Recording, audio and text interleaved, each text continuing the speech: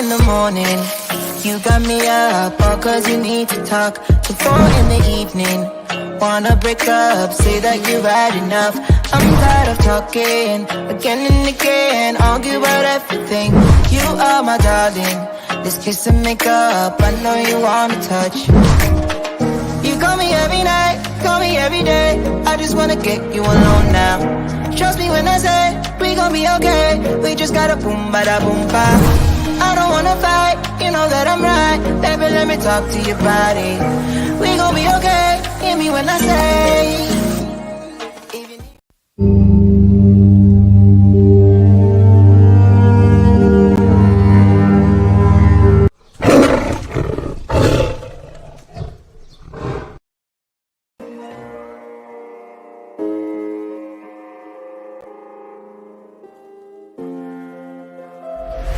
So I just left seeing Wakanda Forever, and I'm pissed.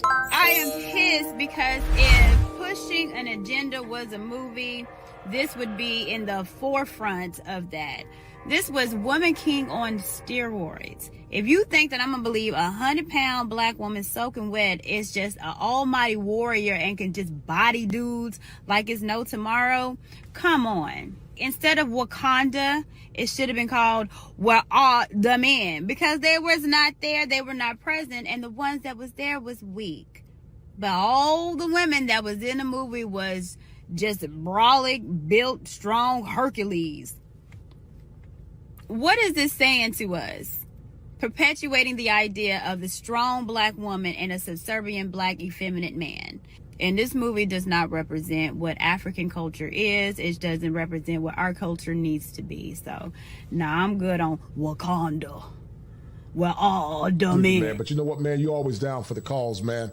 And I apologize for waking you up, but I had to get your input on this. In this movie, Black Panther, it appears that T'Challa was not recast. And I want you to talk about, Richie, some of the things you went through in Hollywood. And you share what you feel comfortable sharing. But do you feel like sometimes they black out black actors intentionally?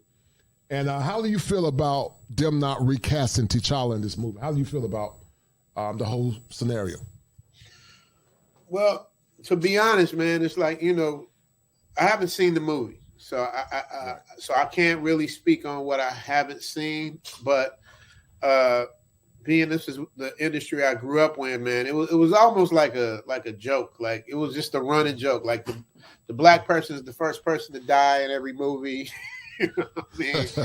You know what I mean? We did a movie called Hollywood Shuffle that made fun of all of these things. You know, playing a butler, a slave, or whatever it was. It's just always been that way. It was almost a given. Like Hattie McDaniel, she won the Academy Award for playing I don't know if that's a sambo. I don't know what you call it. Right.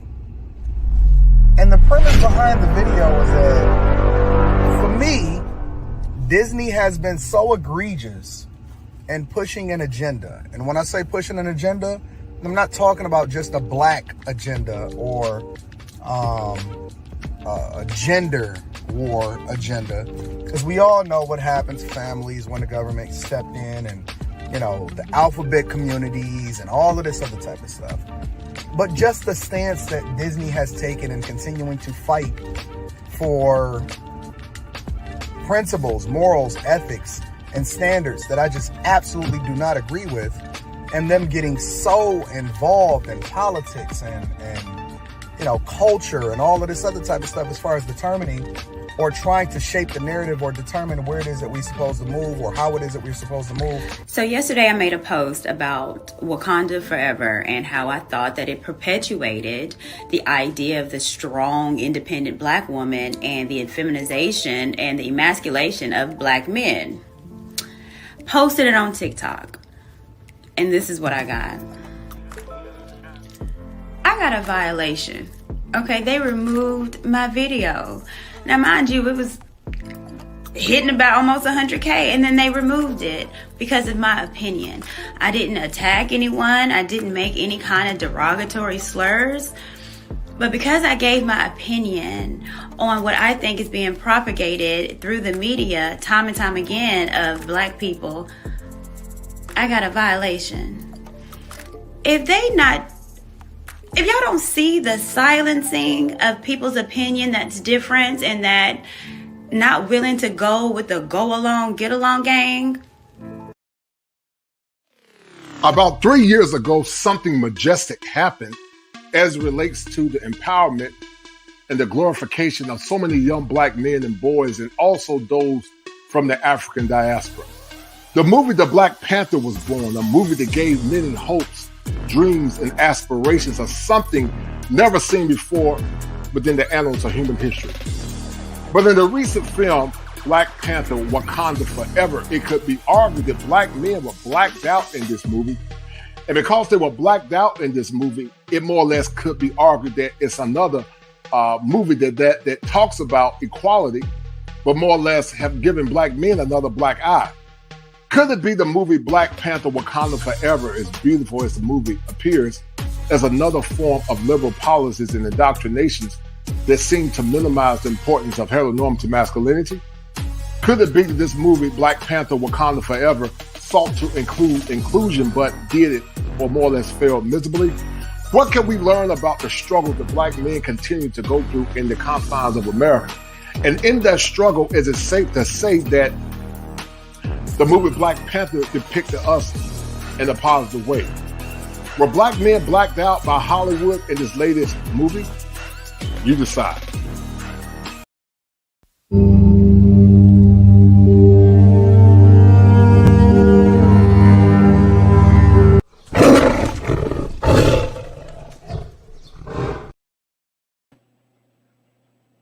All right, guys, we're about to start this show on tonight. This will be a good one, guys. So I need you guys to do me a favor. Get the likes up. I need at least 5 to 10 people to share this stream. And we're going to be talking about something that's very dear to my heart, because I'm a firm believer that if we're going to have a strong and vibrant community, the community must be a community that's reflective of giving boys credence, but also respecting the institution of family. But it appears that there are alternative agendas permeating throughout the culture now, where we tend to minimize the importance of boys and men, but also where we tend to more or less minimize the importance of family, and families when boys are given the same level of respect and honor like girls. All too often, guys, we talk about something called black girl magic, black girl rock, but who is raising these young boys up? How can we have a warrior class where we live in a world where we always raise up the beauty and the power of girls, but minimize the importance of boys? Could Black Panther Wakanda Forever could have been recasted with T'Challa? I think so. We're going to have a live discussion. We're going to have a live call-in, guys. Get your pens and paper ready, guys. Let's do it.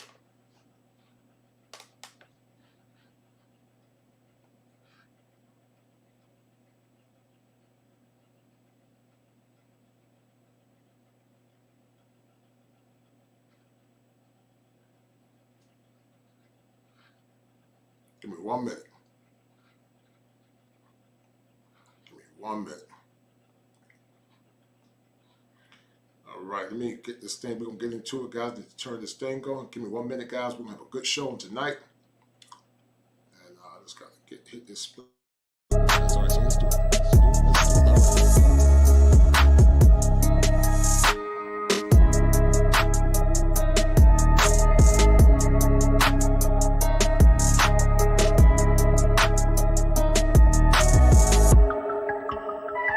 What happens to a queen without a crown on tonight? Black Panther, Wakanda Forever. Was it by design? Or were they intentionally trying to minimize the importance of black boys and men? What can we learn about being woke? And is wokeism going to be the death kill to America? Are women aware of the agenda? And do they care? Let's talk about it.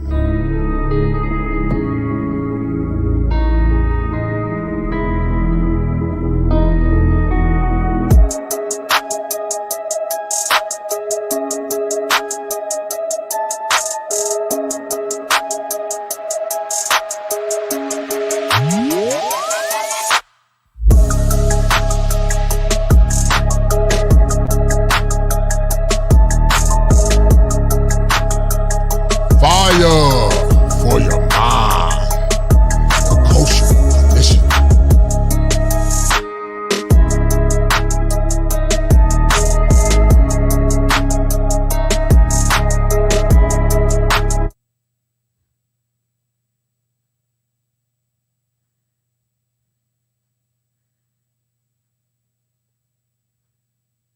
right, guys, we're going to get deep into it on tonight. It's going to be a great show on tonight, guys. I look forward to imparting knowledge on you brothers and sisters on the night. But was there a hidden theme by Black Panther Wakanda Forever? Was there a hidden theme? It appears that some think so. Guys, get the likes up and share this stream. If you feel led, donate to the channel, but we're going to get into it. Because I believe that there's something wrong with Black Panther Wakanda Forever. I succinctly believe that. I believe there is a lot wrong with Black Panther Wakanda Forever. And guys, I've done something in the past entitled, What Happens to a Queen Without a Crown? I did that show years ago, guys, about a year ago. And basically was talking about how can a woman truly have the love, protection, honor of a man if she does not have his headship? How can she say, I'm willing to be led by a man, but she does not have his headship? What happens to a queen without a crown? This is going to be the conversation on tonight. We're going to have a live call-in at some point. I want to hear you brothers and sisters, especially the brothers, talk about it. But what is wrong with Wakanda Forever? And I think that there are many things wrong with it. As you guys know, there's been a lot of censorship with this particular movie. Some were actually censored with this particular movie. And the censorship is problematic, to say the least, guys. It's problematic because I'm a firm believer that everybody should have the right to speak and to say what they believe in and what they believe in. Everyone should have a right to speak and give their own input and insight without being censored. But, however, in this particular movie, there appeared to be a lot of censorship. So the question remains, what is wrong with Black Panther Wakanda Forever? What would you guys say is wrong with that movie? Was it spot on? Or did it do something sinister as it relates to the psyche of boys and men? As you guys know, and I know, I believe that boys and girls should be given the same tools to rise up and be successful. But it appears that we live in a world where we talk about the avocation of boys, avocation of girls, but we're not consistently raising boys and girls up to the same level at the same time. And it appears that, the MCU or the CMU or whatever you want to call it, it appears that wokeism was written all over this particular movie. And I want to show you guys something because I call it Wakanda, not Wakanda, but W-O-E, Wakanda for a reason. But also I call it Wakanda. And I call it Wakanda because wokeism appears to be written all in this movie. And because wokeism is written all in this movie, many will argue that the more things change, guys, the more things remain the same. And we're going to have these conversations, guys, that we're going to have a strong society and a strong community. But I told you guys in the past, and I stand on this, when people talk about having a strong and vibrant community, my question would be, how can you have a strong, vibrant community where we don't honor and respect our boys? We don't show our boys any love and respect. How can we have a strong, vibrant community? And it appears that all too often, guys, in the current world that we live in, many times when it comes down to building up our boys and loving our boys and also honoring our men, many times it's minimized. So I will argue the question, how can you have a strong community? How can you have a strong family in a movie that, in essence, did not build up or more or less give credence to boys and men, but a movie that minimized the importance of boys and men? And in my opinion, guys, Black Panther Wakanda Forever was a microcosm of a bigger issue that we have here in our community. And I need you guys to listen. If you have not seen this movie, this is a spoiler alert. If you have not seen this movie, don't listen because it is a spoiler alert. If you have seen it, then we can have a conversation and talk about the dysfunction that I saw in this particular movie. I know some are not going to support this movie, and I'm okay with it.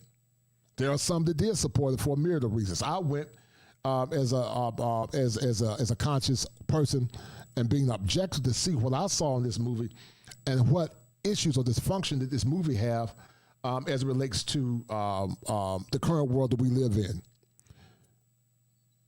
Some will argue, could they have recasted T'Challa? I would say yes, they could have recasted T'Challa in this movie. But sadly, they did not recast T'Challa.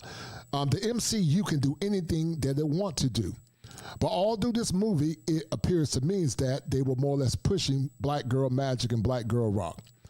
It's like they were pushing an agenda that many people saw.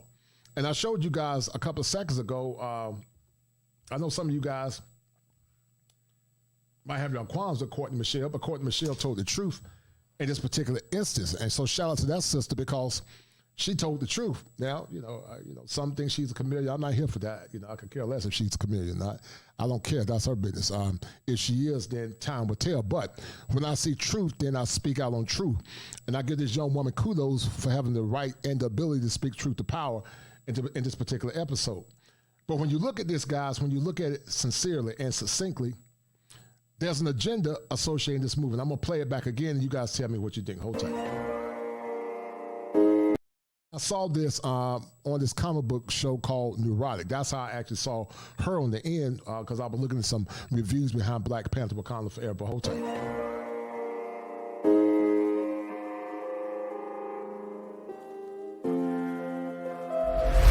So I just left seeing Wakanda Forever, and I'm pissed. I am pissed because if pushing an agenda was a movie, this would be in the forefront of that. This was Woman King on steroids. If you think that I'm gonna believe 100-pound black woman soaking wet is just an almighty warrior and can just body dudes like it's no tomorrow, come on. Instead of Wakanda, it should have been called Where Are the Men? Because they was not there, they were not present, and the ones that was there was weak. But all the women that was in the movie was just brolic, built, strong Hercules. What is this saying to us? Perpetuating the idea of the strong black woman and a subservient black effeminate man. And this movie does not represent what African culture is. It doesn't represent what our culture needs to be. So, I'm good on Wakanda. Where all the men. Man, but you know what, man? You're always down for the cause, man. And I apologize for waking you up, but I had to get your input on this. In this movie, Black Panther, it appears that T'Challa was not recast. And I want you to talk about, Richie, some of the things you went through in Hollywood. And you share what you feel comfortable sharing. But do you feel like sometimes they black out black actors intentionally? And how do you feel about them not recasting T'Challa in this movie? How do you feel about the whole scenario? Well, to be honest, man, it's like, I haven't seen the movie. So I can't really speak on what I haven't seen, but in a nutshell, guys, I just want to show you guys just a small portion of that. It appears that this movie is dripping with Wakandanism. So I call it Wakanda, W-O-E, Wakanda Forever, because it appears to be woeful. And when you look at the definition of the word woe, the meaning of the word woe is this, hold tight.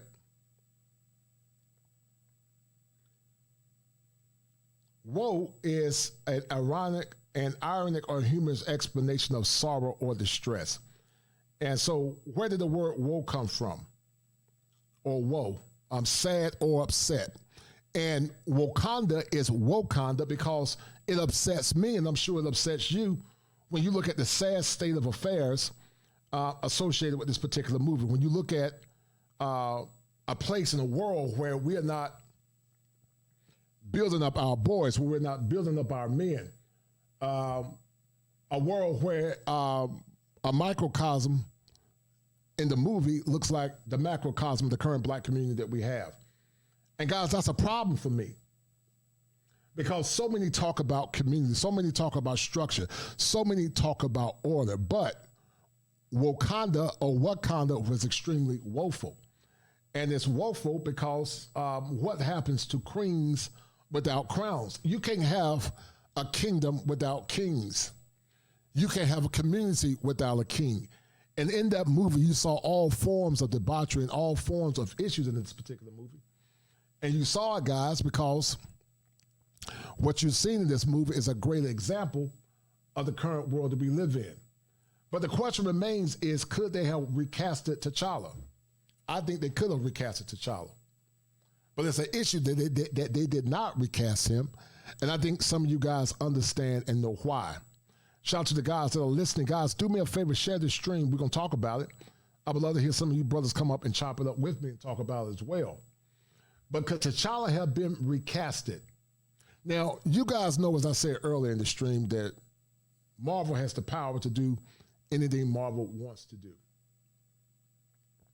But some said that in this movie or in this stream that there were so many different ideals going on at one point and one time. The film critic or the comic book critic, Nerdrotic, he talked about it. Anton talked about it. Courtney, she talked about it. And I think they all were spot on. Some chose not to see it. Some chose to see it to form their own opinion. But what it looked like to me was more liberal policies, telling, minimizing the importance of male leadership in the community, and also minimizing the importance of giving boys, especially black boys, something to look up to and something to believe in. And that's the problem and the issue that I had with this particular movie. The agenda is real. So real that Courtney had her channel taken down. Not channel taken down, I'm sorry. She had a video censored, but I think she was able to get it back. But it's a problem, guys, because we always talk about our boys and their psyche being impacted in a positive way. And so some could argue, was their psyche impacted in a positive way in this particular movie? I would say that I think for some of the boys that haven't seen the movie yet, I would say that their psyche was impacted, but it wasn't impacted in a positive way.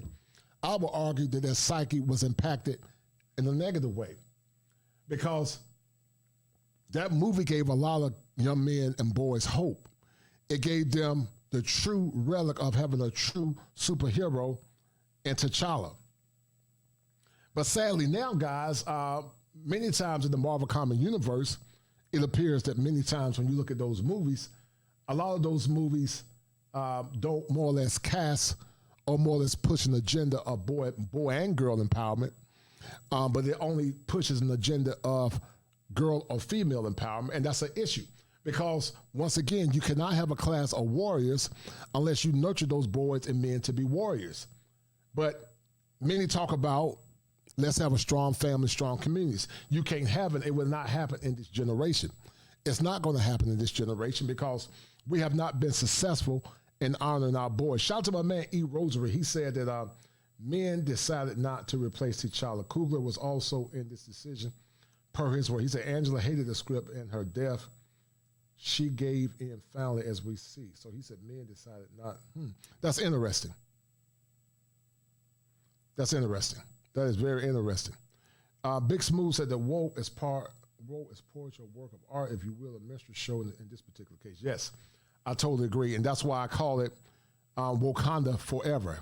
But also some put a K on it and call it Wakanda. And you guys can see what I'm talking about in the end. But did it impact the psyches of men and boys? I think it had a very strong influence on the psyche of men and boys in the beginning. I think the movie had a very strong influence on boys and men.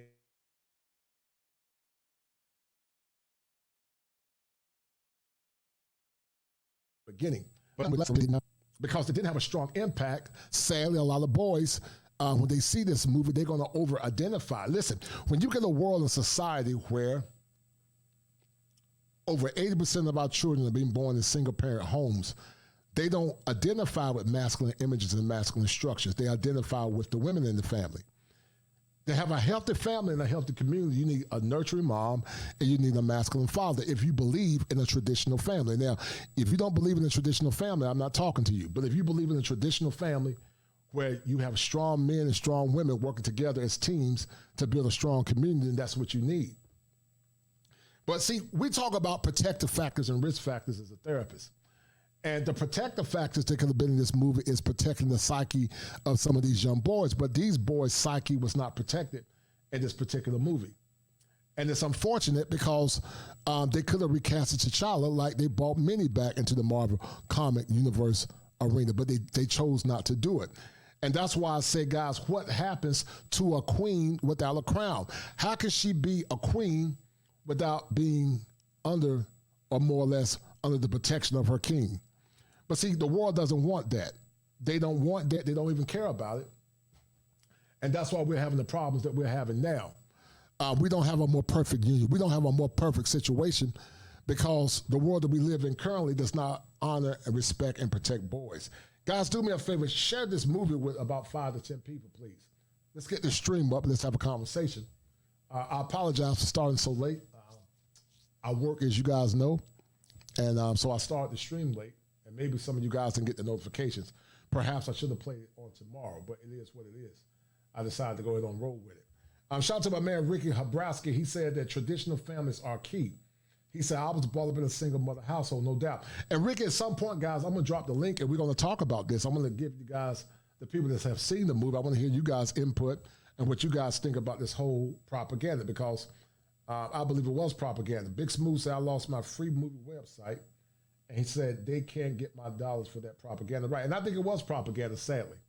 When you look at a movie, the one is reflection of the world that we see in the beginning of the movie. You saw the death of a king. As the movie progressed, not one time, guys, did you see that movie where the women or the queen actually deferred her power and told the men to come in and take over the empire. But what you had was a projection of strong female warriors, and the men were in the background following their leadership. And it was all by design, guys. It's all by design. It happens all the time. It happens many times, similar to the current party of liberalism, that where they give the women power, but they emasculate the men. And what it looked like to me on the end of the movie was a form of tokenism, where they gave you a token, but the greater agenda was not to empower the black community or the black family, but the greater agenda was to empower the women. It was to empower girls, because all through the movie, they use Ironheart as an icon, a child prodigy that went to MIT, but not one time to do that through that movie did they show a black boy in a positive image or a black man. They had one scene, and we'll talk about it in the end, where, in my opinion, was a form of tokenism. And the movie could have been addressed a lot better. If they wanted to have recasted T'Challa, in my opinion, they could have. I understand that the Chadwick Boseman passed away, but guys, many times art imitate life, and a lot of this stuff is very subliminal. It's very subliminal, to say the least. But I want to show you guys something real quick, and you guys tell me what y'all think. And guys, get the likes up, share the stream. Please share the stream. But as you guys know, to the ones coming in, Courtney Michelle, her channel, her video was actually taken down. Since then, they brought it back up only because she spoke her opinion. And that's why I said, guys, it's Wakanda, not Wakanda, but it's Wakanda, because it's great sadness or sorrow associated with this movie. It is Wakanda, W-O-E. And I said it before, what happens to a queen without a crown? How can she be a queen if she does not have the honor and protection of her king? What happens to a queen without a crown? And what you see in this movie is what you're seeing now, a community, sadly, where you don't have strong men. You don't have enough men impacting psychically, on a psychic level, boys to be strong and masculine, to feel good about themselves. What happens to a queen without a crown? And that's why I call it Wakanda and Wakanda forever. And the more things change, the more they remain the same. And I understand that some people interpret the movie from a different perspective, and I'm willing to hear those perspectives at some point. But to those that have seen the movie, we're going to talk about your take on it, because this movie, sadly, was not a reflection of something powerful, in my opinion, but it was a reflection of a backwards, dysfunctional black community devoid of having strong male leadership and having strong boys and having strong families. And like I said earlier, I'm a firm believer that boys and girls should rise together. But you can't leave your boys out, but then expect your boys to have, or more or less ask for, protection and security. So I'm going to pull this video up in a minute. Let me see if I can find this file, guys. Hold on. And we're going to talk about it. And I think Anton was spot on in his breakdown of this movie. I think he was spot on. Let me see if I can find this link. Hold tight. I don't know if this is the same one or not. Hold on, guys. Hold tight. Let me see if I can find it. All right, download it. All right, so let's look at what woe means, guys. I think I talked about it a minute ago, but let me see if I can find it. We're going to share this stream. Let's talk about woe. because this movie was woeful, sadly. It was woeful, to say the least. And that's why I call it Wakanda, because it was extremely woeful. It was extremely woeful when it comes down to talking about boys and men. But an iconic, ironic, or humorous exclamation of sorrow or distress, sad or upset, using a humorous way to say the one is sad or upset about something. Woeful. And you guys see it. Woeful. This movie was woeful. It was very upsetting, as I said earlier.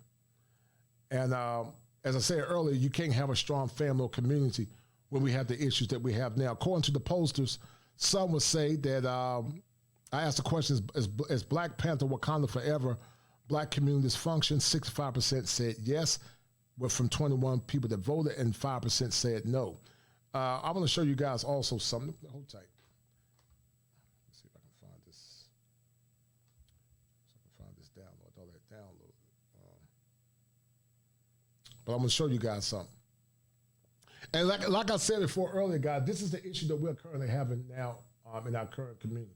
It's an issue of frustration because it talks about all this wrong. It talks about a T'Challa that could have been recasted. It talks about, many would say that it impacted the psyche of boys and men.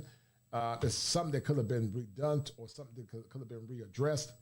But sad that we didn't readdress it because it appears that we did not care. And that's why I always say, guys, over and over again, there will never be another strong Black community until you have boys and girls being raised at the same level, until you love your boys, until you raise your boys at the same level that you're raising your girls. You're not going to have another strong Black community, maybe from a couple of generations. That's why all the brouhaha and all the talking about Black love. I did a show last week called Black Love Without Consent, because I stand on that. You cannot have Black love until you ask your men what they want in a relationship. You can't have Black love until you have a community where you honor and respect your men. But sadly, we don't have that anymore. We never ask our men what they want in relationships. We just assume what they want, and that's a problem. Because Black love without consent would never happen. You got to get or ask men permission what they want in relationships. And that's why some are so flabbergasted when men say the things that they say, because they assume that they understand what men want. And they don't. They don't understand what men want. And many sadly don't care about what men want. And as I said before in the past, guys, when it comes down to men and what men want in relationships, I'm talking about honorable men. I'm not talking about men that are not leaders or men that are vagrants or men that are mentally incapacitated. I'm talking about men that are honorable, men that are doing the work, men that are hardworking, men that are blue collar, men that have done the work, men that are very tenacious. That's what I'm talking about. That's what I'm talking about when you think about Black love without consent. How can you have a strong, vibrant community where there is no consent? There is no consent. And this movie didn't get the consent of the men that supported the movie in the past. They just assumed they put women up at the forefront, and it became very woeful, to say the least. And as I said before earlier, you cannot have a community unless you take care of the warriors. So there's a lot of issues wrong with Black Panther Wakanda Forever. Some would say that it's a greater issue, or it's a greater reflection of the dysfunction that we currently have in our communities. That's what some will argue. That it's a greater display of the dysfunction that we currently have in our community. And I will agree with that. Because MCU could have recasted T'Challa. Did it impact the psyche of boys and men? Yes, because T'Challa was the only hero that so many guys had for so long. There was some minor MCU heroes like Blade and Spawn, and maybe Hulk in DC and Colossus. And I think it was a Black comic book hero in DC. He's a robot cyborg. But by and large, you know, Black men have never historically had male superheroes. But here's the irony, guys. Namor, he was a Hispanic man. He was a Latino. They gave him a full male leadership role with him leading his community and leading his family. But in this particular movie, the men were seen as weak, bumbling idiots. They were seen as fools. They were not seen as anyone that can more or less give credence or power to anything.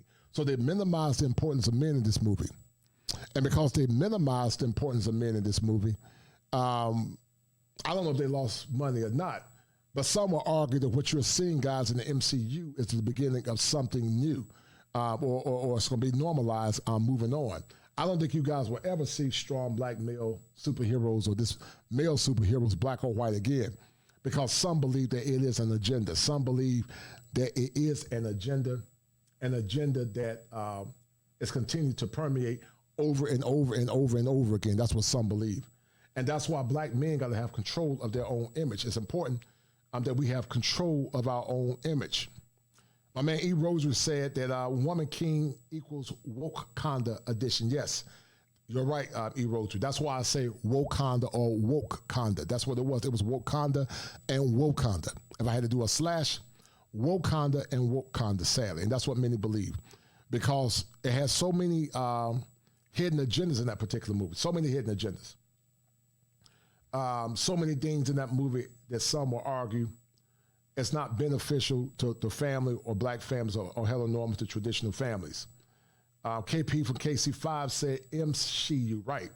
That's exactly what it is, MCU. I totally agree. That's what many argued that it was, the MCU edition. And so to those coming in, like I said, Courtney was censored for speaking up on the behalf of having strong black men and strong families. TikTok censored her video. They took it down, but I think they put it back up. And that's anybody to speak out, guys. I'm a firm believer that everybody should have the right to live their life on their own term, but I've never seen the world in the state that it is in now. And as you guys can see from this particular banner, T'Challa is faded out. He's actually faded out.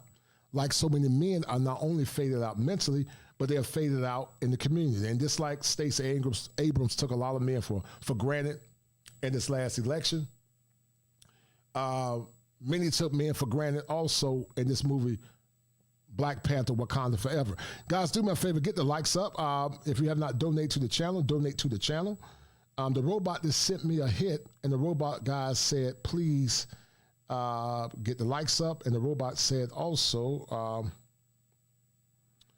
share this stream as we continue to talk about this movie. Hold tight.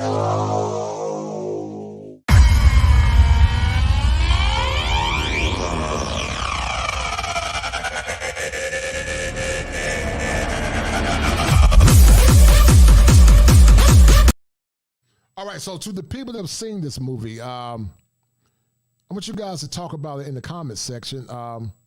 Was it fair? Was it balanced? Or was it too much? And if it was too much, I need you guys to tell me why you said or think it was too much. Was it fair? Was it balanced? Or was this movie too much, in your opinion? And if it wasn't fair, tell me why you feel like this movie was not fair, to say the least. Some would say that it was fair. Some would say that the movie was not fair. Some would say that there was too much wokeism in it. But we're going to talk about fatherlessness. And Black Panther, Wakanda Forever, in my opinion, felt like a world where boys are fatherless and where boys don't have credence or boys don't have any power. That's what it felt like to me. And I did a show, guys, in the past. It was entitled, What Happens to a Queen Without a Crown? I did that show before in the past, and we're going to talk about it in a minute. We're going to talk about it in a minute. What happens to a queen without a crown while this thing is downloading? This is a classic. This is an old classic. I played it before in the past, but I want to go back in the time vault and bring it up so you guys can see it. What happens to a queen without a crown? Let me see if I can find it. Hold tight.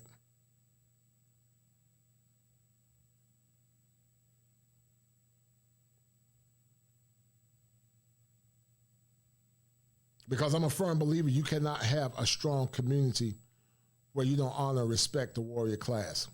The warrior class are our boys. You have to raise up the boys and empower the boys at the same level that you empower the girls if you want a strong community and want strong families. But you cannot complain about not having strong communities, strong families, if you're not raising our boys up to the same level. And sadly, the way it appears is that we are not raising our boys up to the same level that we're raising up our girls. And that's a problem. And it's a problem on many levels. It's a problem on many levels, to say the least.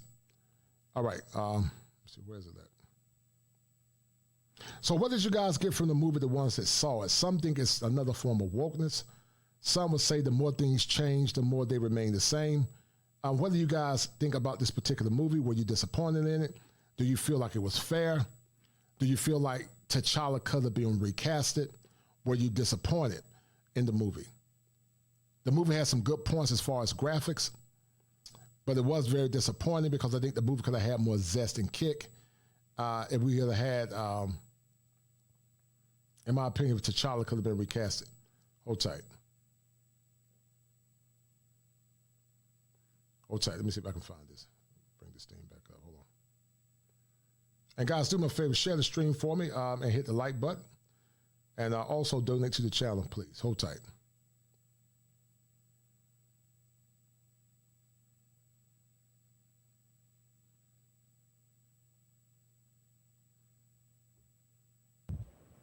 And the essence of that self-sabotage is due to a condition called unaccountability.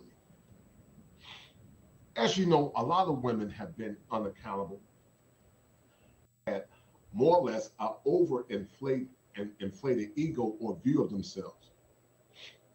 And all through this movie, guys, they were just talking about giving all kinds of accolades to girl power and how strong girls are and all that. And, you know, as I said earlier, I'm not against showing girls love because I have 3 daughters, but you got to do it to the boys too if you want to have a strong community. Because of that overinflation, simps are irrational or rare in this modern milieu called America.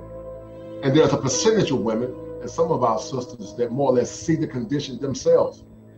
And they have been more or less incensed or more or less disturbed by the behaviors that we see in some of these modern women. And some of our sisters have been so disturbed to the point, and also some of our women, that they have been more or less vocal about the incessant and negative behavior of some modern women. You know, you can't really go any place now, whether it be Facebook or whether it be Instagram, where you see more or less pictures of women, mostly. And there are some men that do it, but mostly women. They often are taking pictures with filters.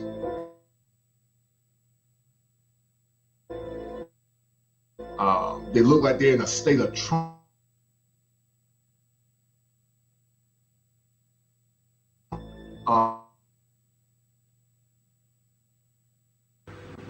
If the quality women around you are unavailable, consider the that they are queens. But what is a queen without a crown? Because in a truest sense of the matter, a woman can't be a queen unless she has a king. Now, she can become a queen by succession, but in essence, a woman is a queen because she has been anointed or more or less under the authority of a king, unless she becomes a queen through royal succession or is given the title through a monarchy, or more or less her husband has passed away. But in the generous case of the sense, and this is what the case was, guys, in this movie. There was a queen.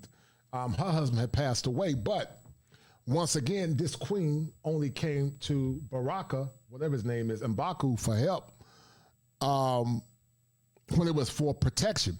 But she never got with him and said, help me lead or help me keep Wakanda in order when it came down to power. And that's what happens all too often, sadly. There's a percentage, and I'm not going to say all, that would be wrong to say all, but there's a percentage that want black men when it comes down to power, when it comes down to protection, they want the protection of black men for free. But when it comes down to power, then they tend to minimize or they don't talk about the importance of black men when it comes down to power. You can't have a kingdom where you talk about one thing, but you don't talk about power.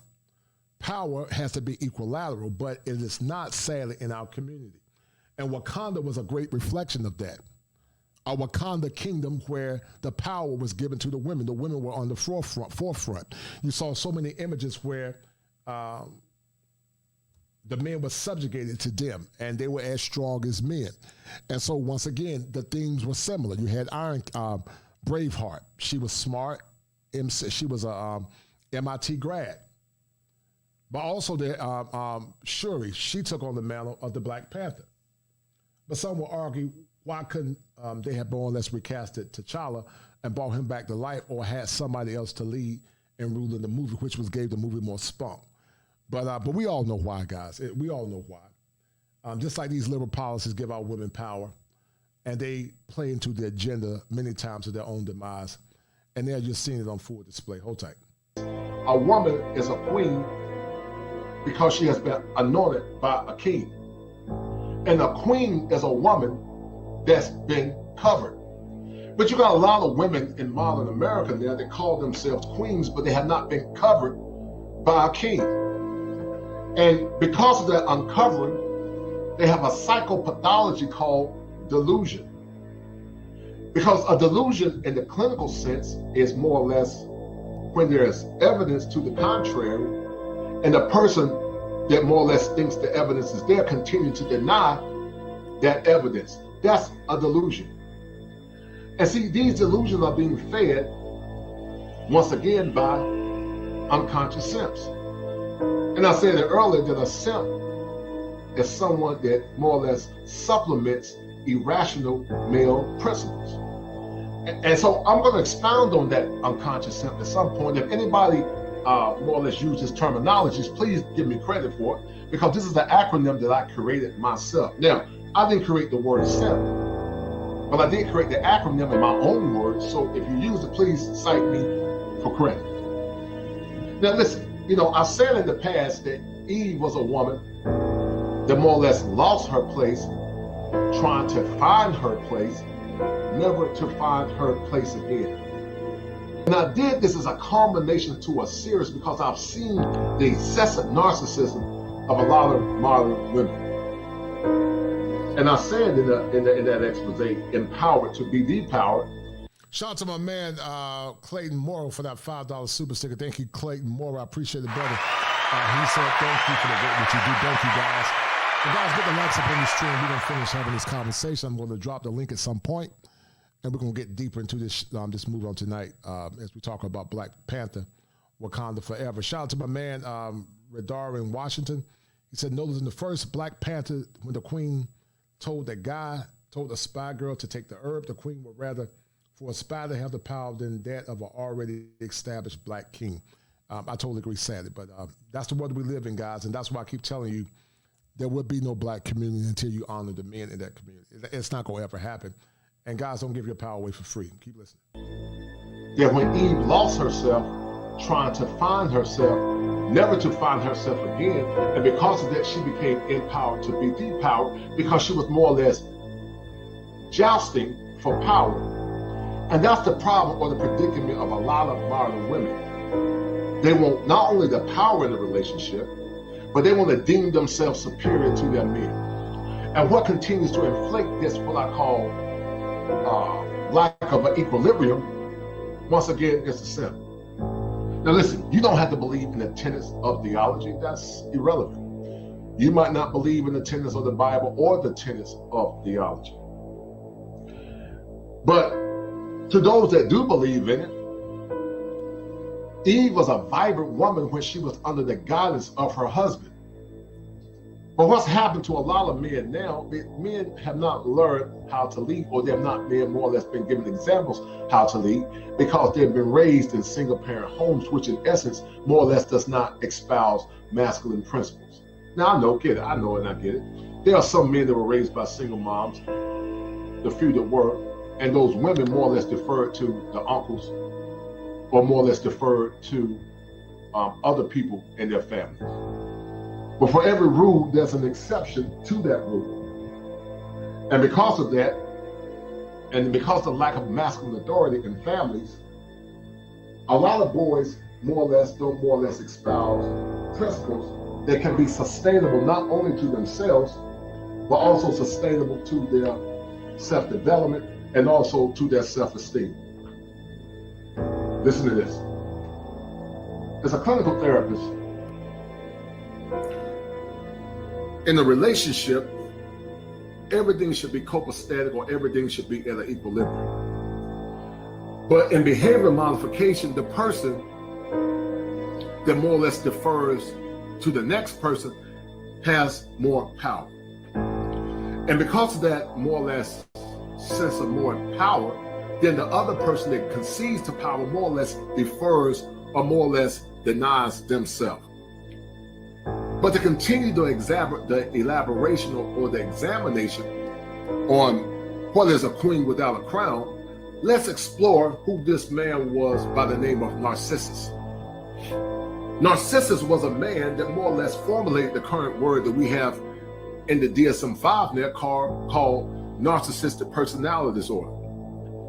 And while narcissistic personality disorder is mostly seen in men, and it's more or less a byproduct of people that lack empathy, you see a lot of women now that have, if they're not bona fide narcissistic, they have narcissistic personality traits. And those narcissistic personality traits is often the self-aggrandizement of themselves. It is the pontification that they are great.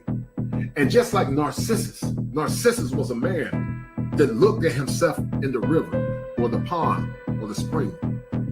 He became mesmerized by what he saw to the point that he became immobile. And that's what's happening to a lot of women today. They're continuing to self-sabotage themselves in relationships because they feel that they are better than the men that they are dealing with. And what's happened, you have an inflated market where women are more or less gravitating to the top 5 or 10% men, leaving a good pool of great men unaccounted. And because of this disequilibrium, we have a bunch of men that have become frustrated. And they're more or less become more or less distressed at the pain and the agony of being seen as less than. Because these are the same men that maybe 40, 50, or 60 years ago were good and average men that got women. So what happens to a queen without a crown? What happens to a queen without a crown? Squalene keeps skin hydrated and smooth. As you age, your skin makes less squalene. Because this so-called queen is causing havoc in our communities. This so-called queen has been left unaccountable in the modern church. This so-called queen puts her own self above the needs of others, which in essence is a lack of empathy. Because empathy seeks to understand the pain and the hurt of someone else. Then, as we continue to explore what happens to a queen without a crown, a woman is at her best when she is covered. The beer virus. And guys, you saw the Queen of Wakanda make a lot of bad mistakes and choices almost that it could have more or less decimated the kingdom because she was emotional. Going to war with Namor to some degree almost got her whole kingdom compromised. And that's what happens many times. Women need male balance. Men need the nurturing of women. We both need one another in different contexts. But keep listening. Showed that because a lot of women were vulnerable. And that false sense of entitlement or that false sense of superiority came down to a crashing halt because they had to understand that they were not as great as they thought they were. You see, when men and women are in unison together, one can send 1,000 to flight, but two can send 10,000 into flight. And there's beauty in unity because when a man and a woman come together, if you believe in the tradition of family, then you more or less have the power of interdependence. Men and women were more or less optimized to be synchronized. They were more or less made, men and women more or less are optimized to be synchronized. And when they work together in that synchronicity, they can do a lot more. But the big virus did something that we saw or we never thought we would see. And a lot of these so-called queens lost their status, they lost their position, they became paralyzed, and they had to come to the grips that they were not as great as they thought they were. And see, while we tend to build these so-called queens, and while we tend to give them more or less the adulation that they don't deserve, a lot of men, more or less, are to blame. Because leadership starts with men. Leadership starts with the man, because women are going to always look up to you. They're going to always blame you for behaviors, even though you didn't do anything to be blamed for that behavior, just like Adam. Adam was blamed for the behavior of Eve. And just like Eve became a victim of what I call delusions by magical thinking.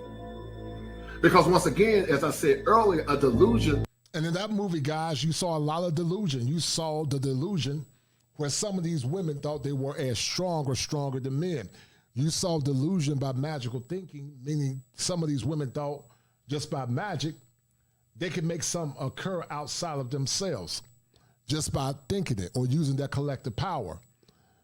But that's what happens, guys, when you have thinking errors in our community. That's why when men say we're going to take our image back and not sit back and allow these debaucheries to happen, then we can do it. We have more power and unity than we do apart. Keep listening. Is to believe that something is there, even though the evidence says to the contrary. I've coined a term called delusion by the way of magical thinking. Because magical thinking more or less preposes that a condition or a byproduct came about because that person is special. And see, that delusion by magical thinking has led to a condition called entitlement, where a lot of women feel that they are entitled to your money. They feel that they are entitled to your time. They feel like they are entitled to your body and your resources. And sadly, there are a lot of young men and older men that capitulate to the whims of these entitled women because they do not have principles that are self-sustaining. And listen, I submit every man is guilty to some degree of sin, even me myself. But for the most part, I've always been a strong and a masculine man. And I speak this with conviction because I've seen a lot of brokenness in not only men, but my passion is for a lot of young men of all ethnic groups, white, black, Asian, Hispanic. But because the black man in America has been the muse of society, I speak this as a special proclamation to you. So I say it again, what is a queen without a crown? Because a queen without a crown is left to the devices of her own demise and her own self. A queen without a crown is left to the vices of a divided community. A queen without a crown is left without the covering of her husband. Are you tired of not knowing how to fix your love life and your relationship? And as I said it earlier, the mandates of theology has said it clearly as it relates to the book of Corinthians, if you believe in the Bible. God is above man. Christ is above man as well. Man is above woman. And because of that order, kids have stability and they have balance, and therefore they have. But you take away the natural order of things. God above Christ, Christ above man, man above woman. You don't have order, you have what's called chaos. And when you look at the matriarch that's been created mostly in the black community, you have a lot of chaos. And a lot of this chaos has started more or less back around the 1965 Lyndon B. Johnson administration. And it's more or less proliferated to the cesspool that you have now. And also because of a woman that more or less tried to pontificate being a queen without a crown, there's another condition called solipsism. Solipsism is that self is all that's known to exist. Most women have not been trained to be wives. Most women don't come into a relationship wanting to serve so that the man can turn around and serve her as well. But the modern woman comes into relationships, many, not all. As I said earlier, thank God for the good women that does exist. But they come into relationships wanting to be served. They come into relationship expecting themselves to be the exemplars or being better than the men that they are dealing with. And what that condition has done is caused a lot of men to have a low self-esteem. It's caused many of them to defer their own self-worth at the expense of building up a woman that sees them as a nobody. A woman that will divorce them for half of their assets. A woman that will take them to court.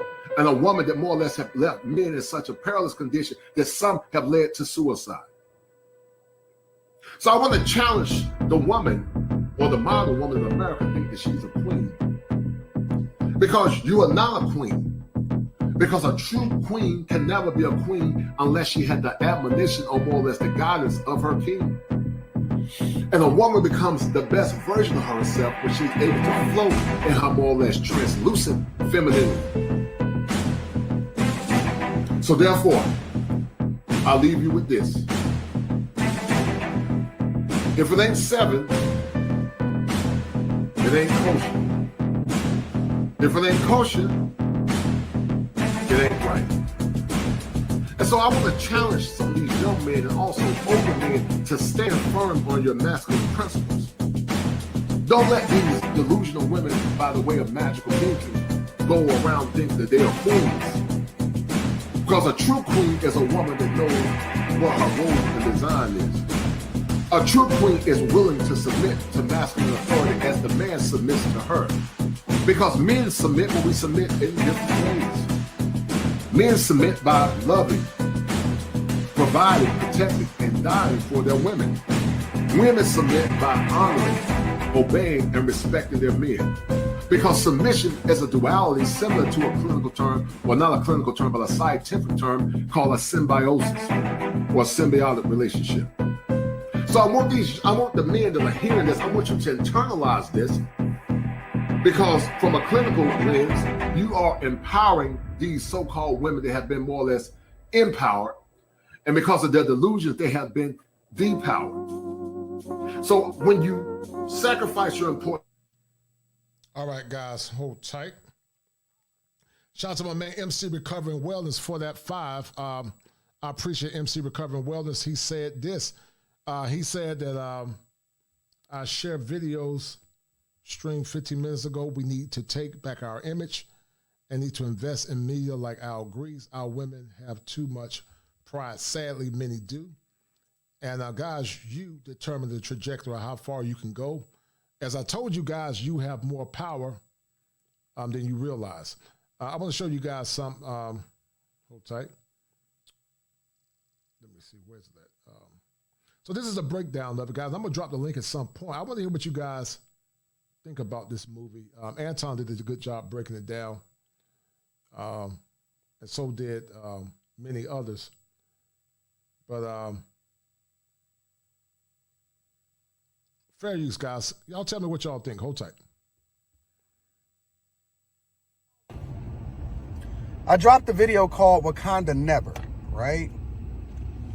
And the premise behind the video was that, for me, Disney has been so egregious in pushing an agenda. And when I say pushing an agenda, I'm not talking about just a black agenda or a gender war agenda. Because we all know what happens to families when the government stepped in, and, you know, the alphabet communities and all of this other type of stuff.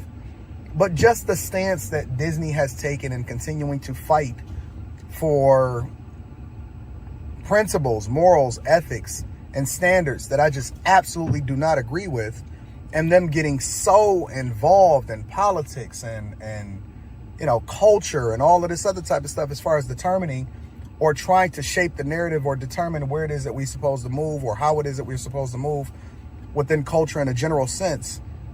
You know, pushing agendas that I don't necessarily agree with. Now, I do believe that everybody should have a level of humanity, but I don't believe that you should be shoving to us, or trying to reprogram us to think about the alphabet community in a certain type of way, and all of this other type of stuff, right? And it's just been years and years and years. And as a person that holds a significant portion of my portfolio in Disney stocks, I was just disappointed because, I don't agree with 100% of everything that anybody says, but then at the same time, it's like when it's just so overt and it's so much, why would I continue to give my money to a company in the form of consumerism, right? Going to see your movies, going to the Disney theme parks, watching ESPN, all of these other things, right? And the thing about it is that Disney has a wide-reaching net. They own so many different companies, such as ESPN, right? So I did a video called Wakanda Never. And I basically said that just because you pander to black people, don't mean that I'm going to support the movie or support anything that you're doing. Because as a person that's continuing to learn more, I'm divesting against the things or the companies or patronizing the companies that I don't necessarily agree with anymore. Why would I continue to give my money to a company just because, right? Just because it's Wakanda and you got a lot of black actors or whatever. The money still flows up to the top. The money still flows up to the top. You know where it flows? And I think Anton is right. We got to be conscientious about what we say and do and how we move as a collective. And he's correct when it comes down to money and propriety and using your money in a healthy way. You got the power to determine how you use your money. But if more men would have came together, in my opinion, boycott, I think some did boycott, I think this movie would have had a negative trajectory. Once again, I know that there are some that would say this movie has some good points and, it follows script, but it didn't really follow script because they projected a lot of dysfunction in the community that we currently have. The up and coming Black Panther, which I felt was a little token, the little boy on the end, he was the son of a baby mama. And so it showed the women in strength and the matriarchy, the men being bumbling idiots, and more dysfunction without women or T'Challa's mom or T'Chaka having a baby with a woman he wasn't married to her. So what it's doing is perpetuating black dysfunction, in my opinion. And also it had an alphabet agenda. We'll talk about that at some point as well. But I think Courtney did a good job talking about what she talked about. Shout out to her for that. I give credit to where credit is due. And you guys will see what I'm talking about in a minute. Hold tight. Flows up to the board, the CEO, the corporate, anybody within these corporate entities, so on and so forth. They don't care nothing about you. They only care about making money from you. And so if they can market to you this particular film and say, hey, Wakanda, whatever, so on and so forth, this fictional world that you so invested in, and it's how they continue to trick you to give you their money, right? Again, has nothing to do with anything in particular outside of what it is that I stand for, my moral compass and ethics, and then this agenda that they continue to push, and then they cloak it, right? They cover it up by being able to market it to you in a form of love and black and all of these other type of things, right? When I cut on Disney Plus, Buzz Lightyear and all of them, they fruity. And when I cut on, let's just use the most recent things, Thor, Love and Thunder. And it got to be something fruity in there. It's got to be something. It's got to be something, right? And from all intents and purposes, I heard that it was a similar situation in the whole Wakanda Forever movie, right? But my point is that they're always at the center of controversy when it comes to pushing these narratives that I don't necessarily agree with. Now, the premise of the video is, why would I continue to give my money to a company in the form of patronizing it and consuming their content when all they're doing is just continuing to reprogram the people that I bring to the movies with me and pushing this agenda, and it's completely opposite of what it is that I believe in. So I could choose not to go and see the movie. I can choose not to support Disney anymore. I'm cool with that. I'm not tripping off that. Here's where you get lost in the sauce. I go through, and I like to get the pulse of the people, right? And so I don't just drop videos and just keep it moving. I usually go through, after a few days, and then I go and see what the sentiment is. And how do black people continue to completely get turned around? And maybe it's me. Maybe I'm not communicating effectively enough. But they completely get turned around and they start to make it a black issue. Or a gender issue. And it's like, these are the like maybe the three things that I see on a regular basis in the comments. Well, I don't see you giving up your Versace glasses. I don't see you giving up. And I'm like, did it just completely go over your head? Did you completely miss what we were talking about and what the sentiment was? No, you didn't completely miss it. And it's funny because I said, yo, it's an individual thing, an individual company. You know what I'm saying? Like, each individual company need to be evaluated based off of your own. And I specifically said in the video, I'm not telling you what to do. I'm telling you what I do, because what I do is continue to document the journey. That's the whole sentiment behind me being on YouTube in the first place, is to document the journey behind why I'm doing the things that I'm doing. Why I make the decisions that I make as far as investments, consumer, patronage, thoughts, mindset, everything. The whole idea is that, yo, this is what my sentiment is and why I'm doing what I'm doing. And so you can do whatever you want to do, but don't miss the reasoning behind. The why matters just as much as what you're doing. No, it doesn't. Somebody like, it's not okay, I'm going to completely remove myself from the system. No, it's some companies that I like. And I don't do business with people based off of just their color.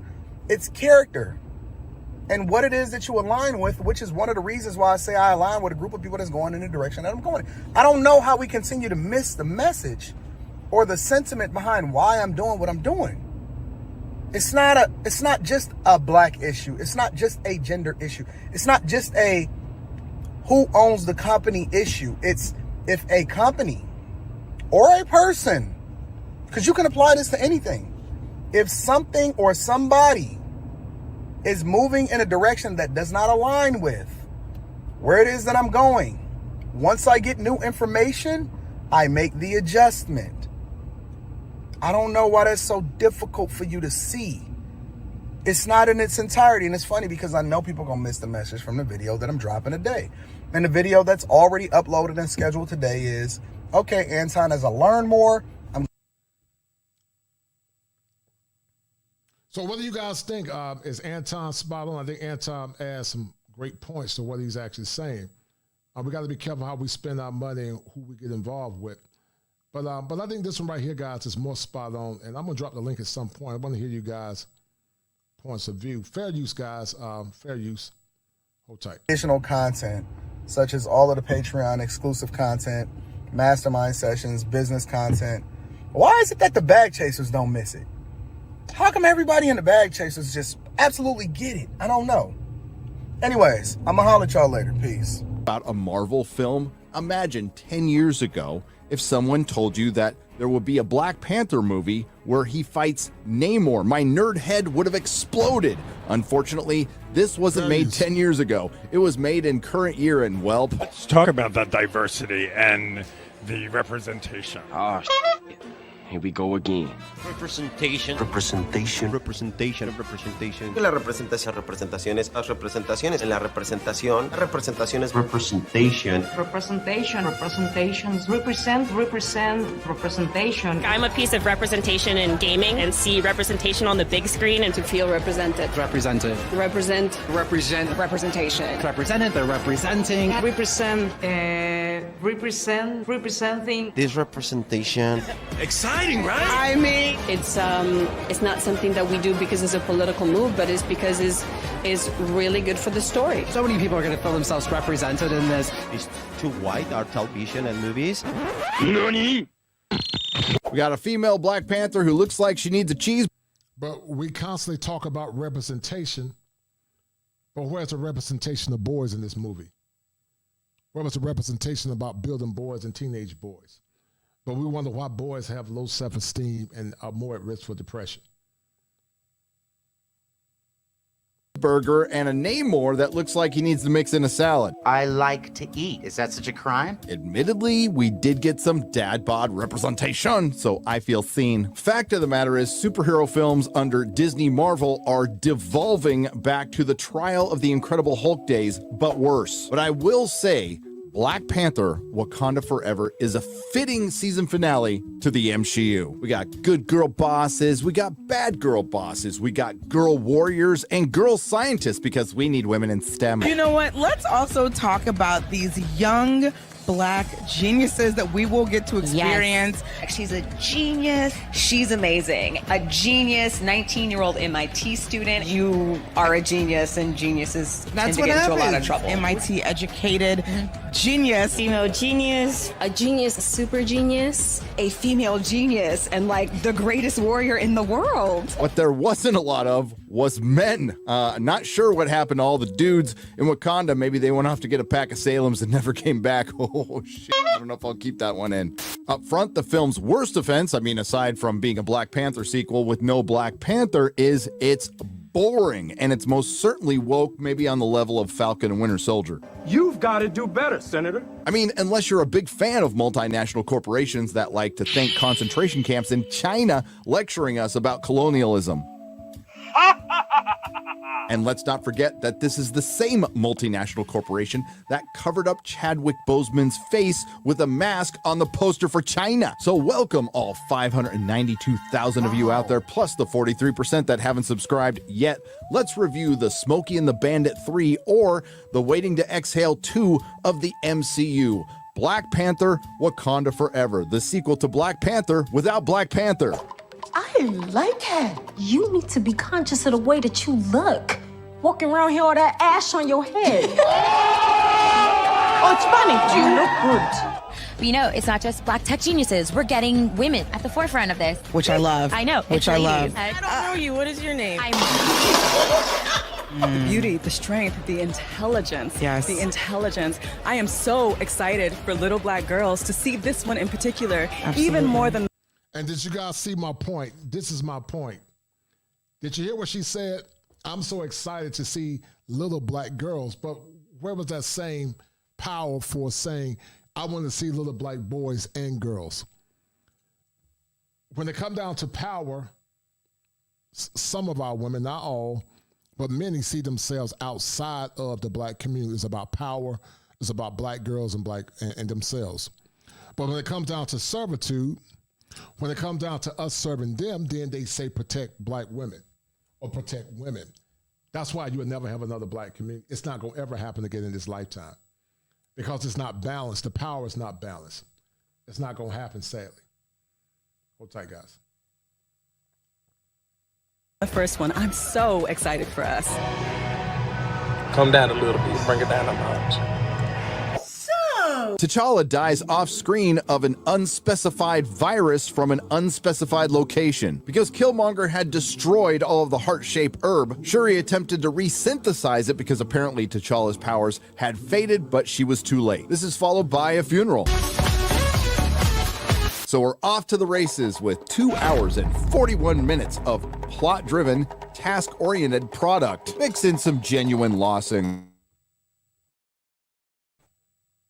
Feelings and a whole lot of what Hollywood's idea is of the consequences of colonization. The film opens up with some colonizer mercenaries attacking the Wakanda Mali outreach station. Mali, Africa. I hope the Wakanda outreach was to teach Mali not to keep their little girls from going to school and not to kidnap them and force them into marriage. This is intercut with them getting chastised very well, by the way, by Angela Bassett's Queen Ramonda. And yeah, there are some decent performances in this film that get weighed down by all that plot and the sheer Disney of it all with all the identity politics and shoehorning in characters that shouldn't be there. If there's anything you want to compare this to, I would say Iron Man 2, but it's not as good. Then there's another attack on another facility in the dark. This time it's the the Talakans attacking a U.S. research facility that just so happens to have a vibranium detector. And from the looks of it, it appears that the Talakans aren't that isolated.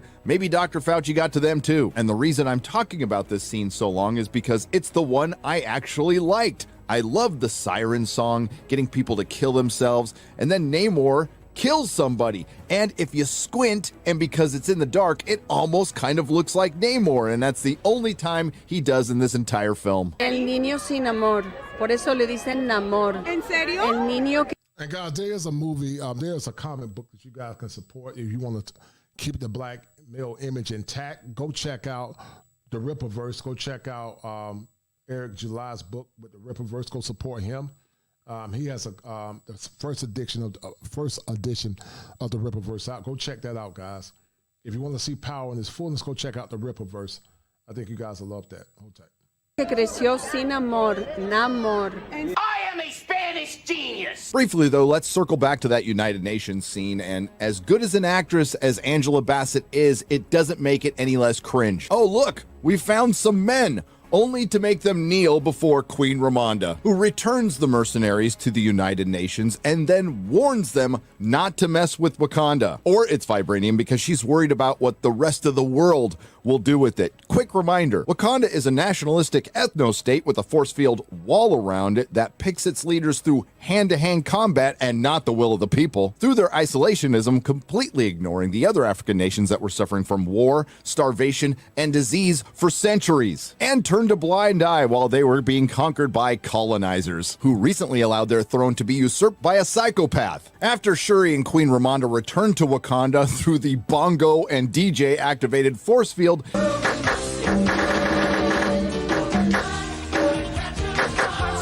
they decide to go on a walkabout to discuss the passing of T'Challa, and that's where they're confronted by Namor. And we get this classic clip. This place is amazing.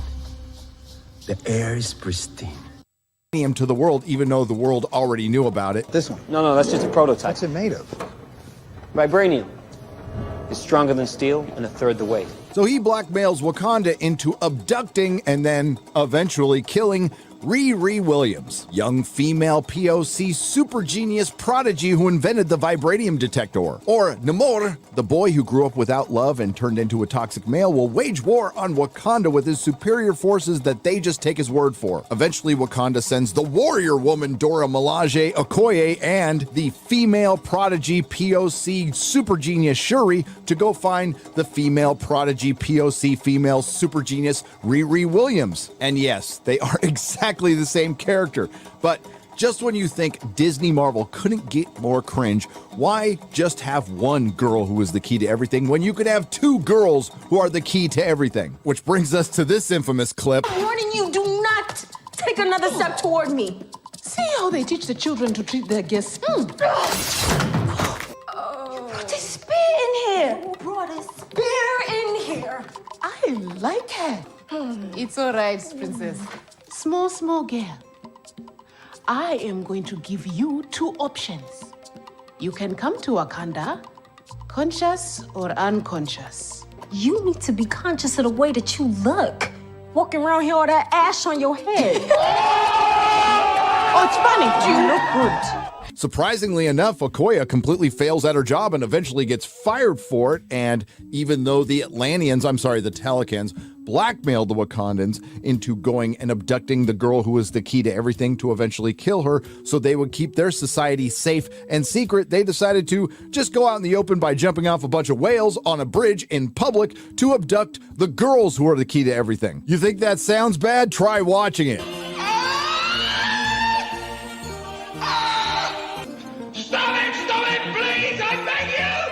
But I've got to give it up to Disney Marvel once again. After taking, admittedly, two B-list characters, Captain America and Iron Man, and turning them into household names, they unbelievably took the Black Panther and not only made him a household name, made him a top-tier character. And how do they follow that up? By killing him off screen and making the MCU a household name. Then it's a... And that's what the problem was, guys. This movie, the first one, made a lot of money. It was a momentous occasion for boys, for young black boys that never had a superhero. Up to that point, we had been talking about black girl magic, black girl rock.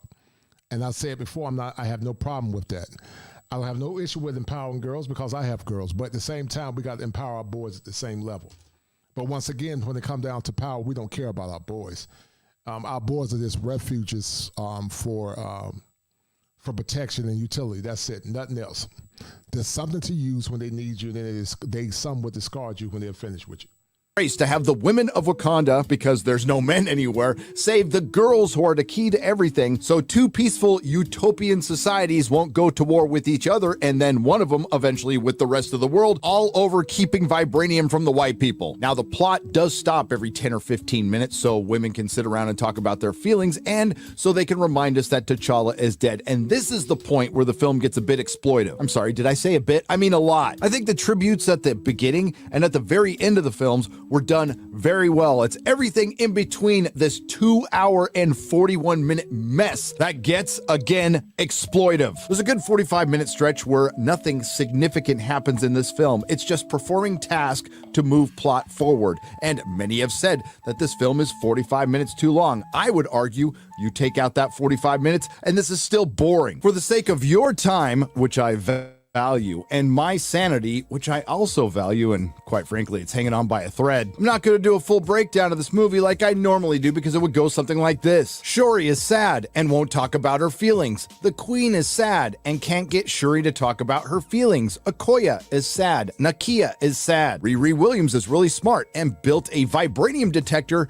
in school. How? Don't know. She also built an Iron Man suit with an arc reactor out of spare parts. How? Don't know. We'll just go over some of the highlights. After the Talakans abduct the girls who are the key to everything, the film just decides to stop and go into full exposition mode as Namor tells his entire origin from in utero to Shuri. A retconned, risk-averse, brand new intellectual property issues avoiding origin that has nothing to do with the comics. In the beginning, my mother and father got busy and made a little niño. Of course, my father dies because this is a Disney film. And then my mom took some vibranium ayahuasca and I became a mutant. Well, that would make Joe Rogan proud, but not Bill Everett. After just meeting Shuri and then telling her his life story, he gives Shuri his mom's necklace, which just so happens to have the one thing she needs to become Black Panther at the very end of this film, vibranium. How convenient.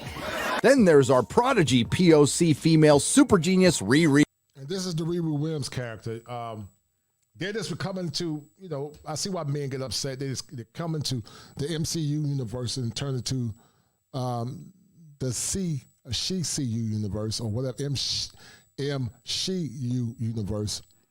And it just minimize the icons that so many boys have been deemed to see as powerful in the past. Anything or any vestige of power, guys, is now under the MCU universe, which in essence, in my opinion, diminishes the image of boys, something the boys have never really had on a consistent basis. Williams, who's more of a plot device than a character, only to exist to set up the next Marvel thing. Of course, she doesn't have a father because this is the MCU. But there is one thing worse than her character existing at all and existing in this film: her costume. This, ladies and gentlemen, is your replacement for Iron Man. Good luck, Disney. Admittedly, it is appropriate that the poster child for SJW Marvel that helped bury the publisher is in the season finale for the MCU. Then there's the CDC compliant and body positivity Talakan.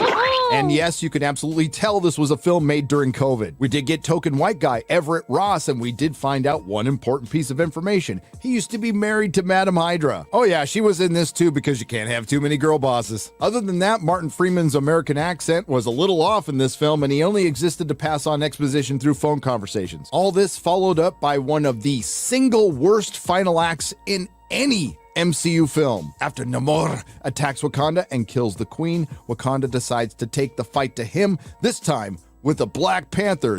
I just 3D printed a heart-shaped herb because I am a brilliant prodigy POC, female of science. She's a genius. 100-pound soaking wet female Black Panther. That's right, you get about 12 minutes of the female Black Panther in the Black Panther sequel. There's a big messy fight where most of the Wakandans drown, and then they decide to stop fighting. After Shuri gets reaved by Namor, she somehow defeats him and shows mercy because she understands the underlying theme of this entire film. These two peaceful utopian cultures are just victims of colonization. And then the film ended and I finally took the nap I had been fighting off for 2 hours and 40 minutes. After I woke up from that nap, a harsh reality kicked in. I'm not getting that 2 hours and 41 minutes back, so don't waste the time. I was also left with a lot of questions, can't get to them all here, but here's just a couple. Are mutants in the MCU really going to come from vibranium ayahuasca? Did having 2 girls who are the key to everything actually get women into STEM? And the biggest question of all, where's Namor? The only semi-positives I can say is they tried very hard to have a more serious tone, but it ended up being just melancholy.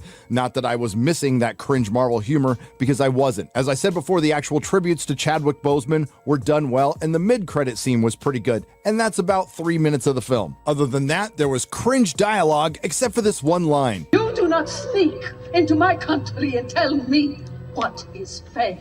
Based. Sloppy editing, sloppy directing that went right along with the storytelling that was both too busy and slow as fuck.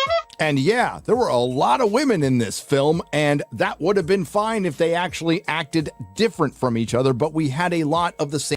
And that's what the guy's talking about. It appears that they all had their own agenda. It was about Riri Williams being this child prodigy, this superwoman, Shuri being this superwoman, and then, of course, the queen that died. And not at one point did they show boys and men in a positive light. And the only one they show, Bakari, he was seen as a bumbling idiot. And that's what they do. That's what this agenda does. It minimizes the masculinity of men. That's why men got to control their own image, because Hollywood is not going to do it. And support men like Eric July and the Rippaverse books. You know, by men not saying, even though I did go to review it myself, then you can understand, guys, why you need to have your own. Hold tight. Same characters, the aforementioned girls who were the key to everything that were POC female prodigies of science, and the rest of the Wakandan cast was soulful saint, regal, stoic, empowered woman, with a side of Victoria Alonso. Wakanda Forever, or Women Forever, perfectly sums up the MCU and the current problems with Disney Marvel. Always setting up the next thing, bloated, soulless exposition, piss-poor effects, piss-poor storytelling, and forcing a bunch of Z-list characters who are essentially a bunch of scabs who will never, ever be able to replace the starters. You should have recast Black Panther. You should have recast Captain America. You should have recast Iron Man. Again, you made these characters household names, and then you killed them off and expected people to accept the Z team. That's the same experiment you tried to pull with the all-new, all-different Marvel in the comics, and it completely failed. And surprise, surprise, you're going to get the same results here. Looks like Wakanda Forever is going to have a decent opening weekend on the low end of their reduced projections, but there's no way to spin this. This is more Disney diminishing returns. And as I said in my last Disney Marvel video, this is not just a Disney Marvel problem, it is a Disney problem. Mix in the Lucasfilm apathy and mix in Disney taking a side politically with their not-so-secret agendas, and well... Happening today, a group of Disney workers going to walk off the job all over fallout from Florida's new parental rights and education bill. I pledge to be a better ally for the LGBTQ plus community, apologize for not being the ally that you needed me to be, and committed to ensuring that our company lives up to its values.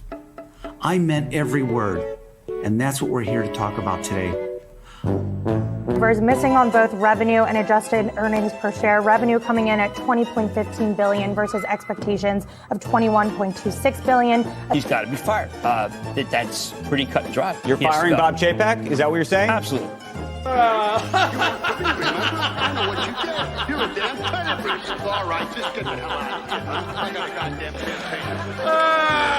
The one thing you do care about. Okay, then what is your son?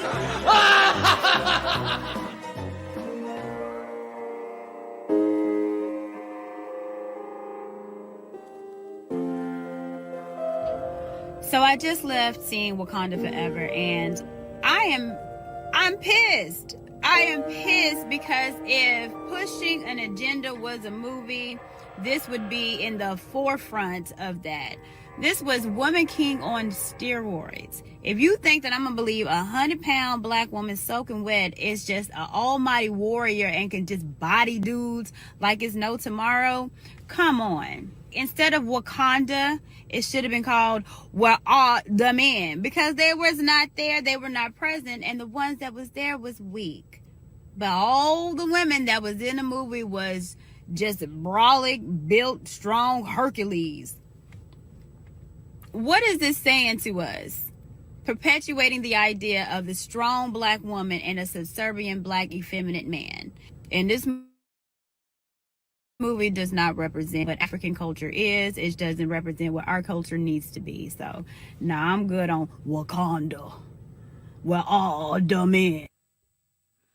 And yeah, guys, the more things change, the more they remain the same. I want to show you guys some.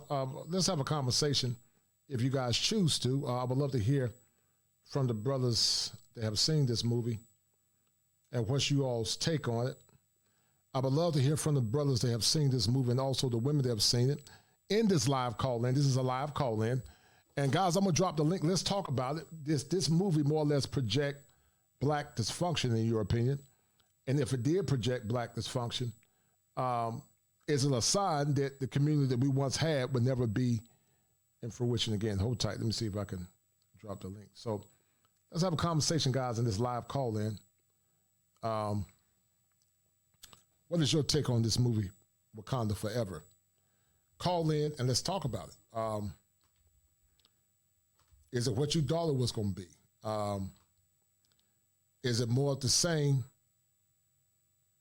about the current world that we live in? Did you feel minimized if you saw the movie? Were you disappointed? Did you feel that the movie was fair? Based on the polls, 97% said that it did project black dysfunction, sadly. 3% said no. To the 3% that said no, let's have a conversation. Let's have a cogent conversation because I think it did project black dysfunction, sadly. But I would love to hear your perspective and your position on this particular movie, Black Panther, Wakanda Forever. I called it Wakanda because it's woeful and shameful and a disgrace that we continue to have these conversations about boys, families, and men. We keep saying we want a family. We keep saying we want strong families, but sadly we don't have them. And sadly it appears to be getting worse and worse in a time where so many are saying that they're not protected and they want the protection of men. So what do you guys think? The link has been dropped. Let's have a conversation, guys. I'd love to hear from you, brothers and sisters. Let's have a conversation, this live call-in. What do you guys think? I'll wait a few minutes. I'm going to play this commercial, and somebody pop in. Let's talk about it. But I'm going to play this commercial in the meantime. Are you a victim of brokenness and despair? A broken man is a hopeless man, and a hopeless man is a very dangerous man.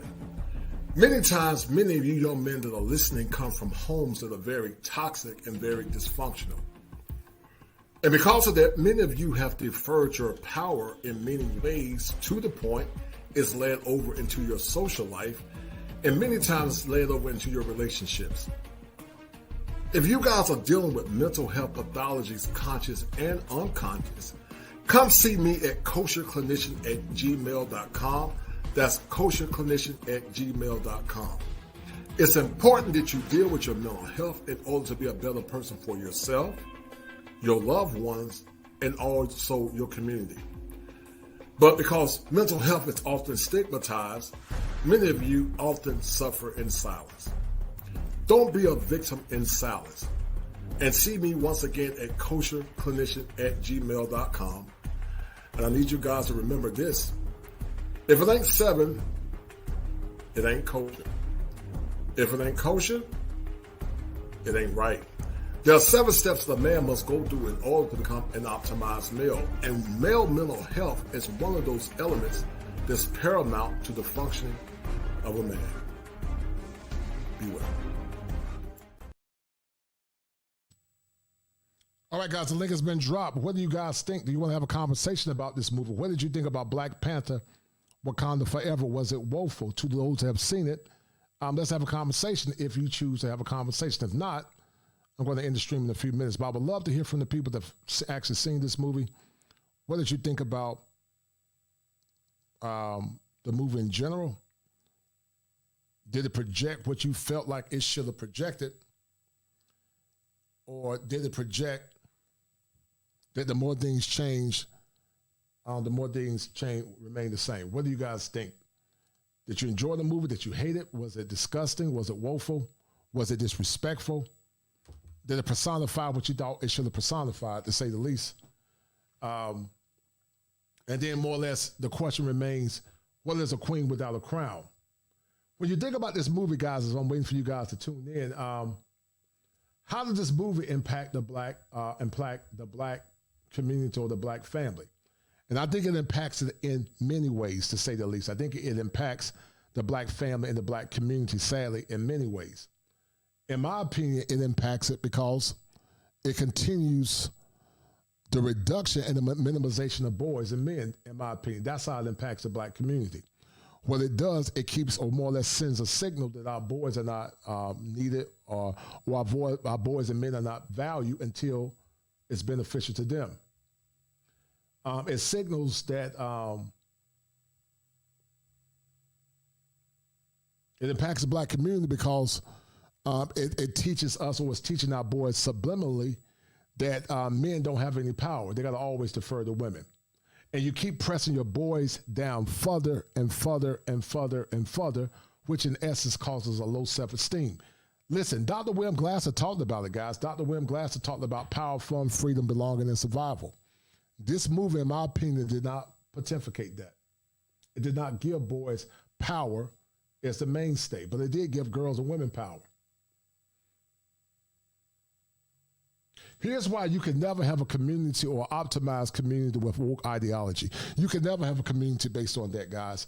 And in the meantime, guys, get the likes up and share the stream, please, and donate to the channel as well.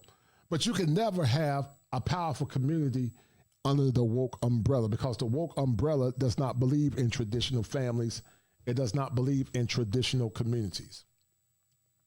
The woke umbrella does not believe in traditional families or traditional communities, to say the least. And that's why it's so important. Shout out to Dr. Ron Neal for black men to have agency. BMI, Black Male Independence, Black Male Agency. The way you have that is trying to control your own image. You control your own image by boycotting or more or less supporting content that's beneficial to the black male image. That's why these shows are so important. That's why you guys should support this program and this show, because it's more or less having a conversation and starting a conversation. But does wokeism benefit black men? I don't think it benefits black men. If you think the wokeism benefits black men, I need you guys to hit 1. If you don't think it benefits black men, hit 2 in this conversation. Does wokeism benefit black men? I say not. Some will argue that wokeism is another form of misandry. It's a combination or the continuation of being misandric towards boys and men. But does wokeism benefit black men? I don't think it benefits black men at all. It benefits those black men that are female identified, but it does not benefit traditional heteronormative black men. So once again, guys, a link has been dropped. I would love to hear you guys come in. Let's have a conversation. I dropped the link. Let's have a conversation. What do you guys think? And this critique of this movie. The link has been dropped. And let's talk about it. Because we said we want a strong black family, strong black communities, but how can we have it when we have a movie that minimizes the importance of boys and men? Does wokeism or does these type of movies benefit America at all? This is not just an attack on the image of black men. This is an attack on males in general, in my opinion. Because in true equality, you bring up boys and girls at the same level. You support your girls and you support your boys. But you heard these women say several times, they just talked about girls being empowered. And for the last couple of years, girls have been empowered to the point that boys don't have an image. They don't have an image, sadly. So I would love to hear from you brothers or sisters, especially the men, about this particular movie. Why is this movie woeful to the perpetuation? And does it more or less give clarity to more dysfunction? I would say yes. Why is this movie woeful and the perpetuation of dysfunction? And it's woeful or sorrowful because, once again, you never saw men in masculine roles and men in leadership roles consistently. T'Challa's girlfriend, I can't think of her name, was a baby mama. If you've seen the movie, And this is a spoiler, guys. They gave us a token Black Panther on the end. And he was a son of T'Challa. He was called Toussaint. And Toussaint could be the new Black Panther in the future. But in my opinion, it was tokenism. It was another way to steal the shine, similar to liberal policies and liberal politics, to give black people tokens, to give them buttermilk and biscuits, but doesn't give them anything tangible. A government or a system that more or less derides or minimizes the importance of men and boys in society and community, sadly. And this is what this movie did, in my opinion. You have to look at all the parts. Now, what this movie will do, guys, if you're not careful, it will titillate your emotions. It'll give you enough emotions to make you feel like and think everything is okay. But when it comes to the bigger context, if you're a traditional male that believe in male empowerment and bringing our girls and boys up equally at the same time, this movie does not do that. It just continues to celebrate and perpetuate black dysfunction. And it perpetuated black dysfunction on many levels. There were a couple of scenes, guys, that perpetuated the alphabet concept. But you would have to see the movie to see what I'm talking about. Once again, Toussaint was born out of wedlock, and his mother was a baby mama. I'm going to show it to you guys. Hold tight. Toussaint was born out of wedlock. And his mother, sadly, was a baby mama. I'm going to show it to you guys. Hold on. Let me see let you guys see what I'm talking about. Hold tight. And to me, this was just a token, in my opinion, just a token to make black men the ones that went feel good, but in actuality, it didn't give you anything symbolizing power, but in my opinion, more black dysfunction. And it appears that that's what our community has become, dysfunction. The community in the world is devoid of black men. But anyway, Black Panthers 2 Toussaint was hidden in plain sight. While Toussaint was introduced officially at the end of Black Panther Wakanda Forever, he was hiding in plain sight much earlier. Let's look at it. While the MCU Toussaint made his official debut in Black Panther Wakanda Forever, and see, guys, technically, and according to the truest essence of the MCU, T'Challa had a child with Storm. So they could have diverged if they wanted to and created an alternate reality where they could have brought T'Chaka back or T'Challa back. But they didn't bring him back, and they did it for a reason. They said, well, it's because they wanted to argue and chat with Bozeman. But in my opinion, actors die all the time. You could have recasted another Black Panther if you wanted to. Or you could have had Shuri and Black Panther fighting side by side as sisters and brothers defending Wakanda. But that's what happens when you get woke liberals in place that's controlling Disney. You have no other choice but to fall in line, sadly. Hold tight.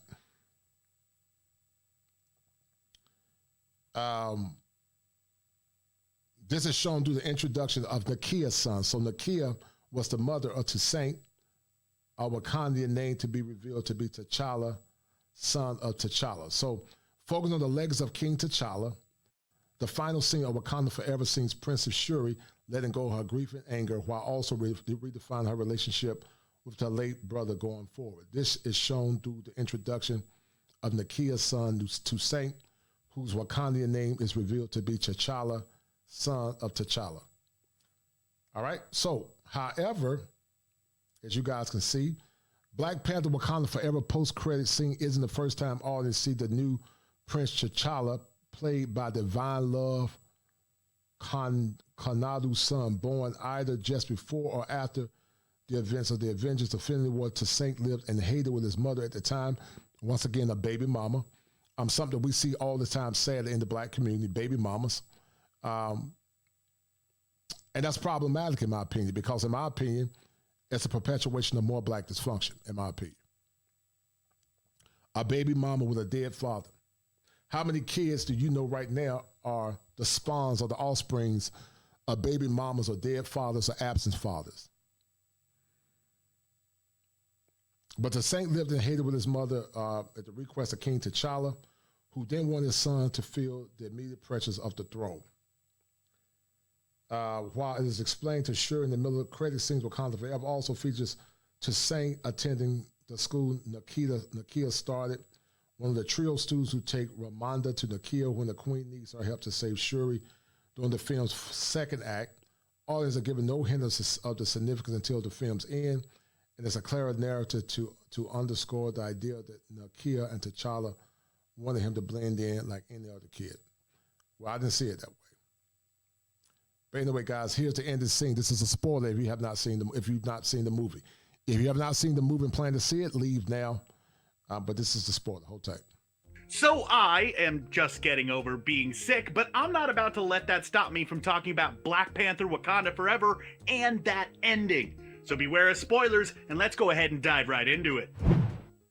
So, okay, there is a lot to talk about with this movie, and I mean a lot. A good portion of which I'll get to shortly. But I want to focus on the very end, and how it leads us directly into the mid-credits scene. And as I said, there are some major spoilers in this video. And while I know that some of you watch videos like this before you see the movie for whatever reason, this is one where I actually implore you to go watch the movie. Because words alone cannot properly do justice to the weight that the final moments of this movie hold. Anyways, as the movie comes to a close, we see Shuri, apparently taking time away from being both the protector of Wakanda and its sovereign leader, visiting Nakia in Haiti. As she arrives, she says that she wants to do it by herself, before turning and walking off towards the ocean. On the beach, we see her standing by a fire and then placing her ceremonial white funeral garb in the flames, finally taking part in the tradition that her mother had tried to have her do earlier on in the film. The idea of this tradition is that by burning the funeral robes, the person was finally finished grieving over the death of a loved one.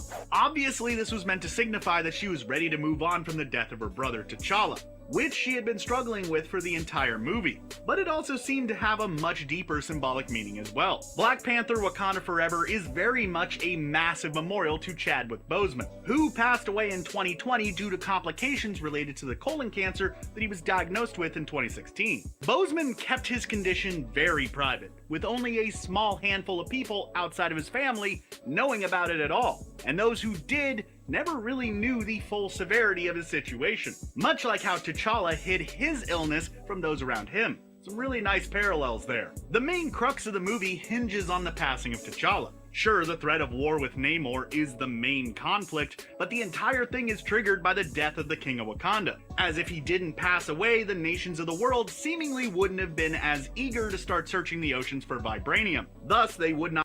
And see, guys, once again, what happens to a queen without a crown?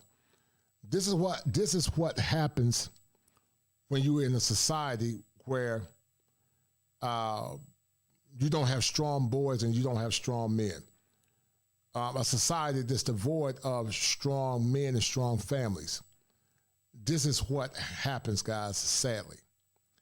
And it happens all too often because many times the enemy, when the camp is weak, he seeks to destroy the prey.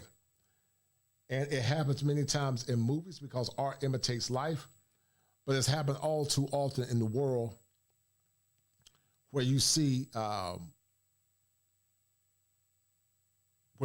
boys being under attack, when you see families and communities being under attack. When you think about protective factors, boys are more at risk for having their esteem lowered or messed up.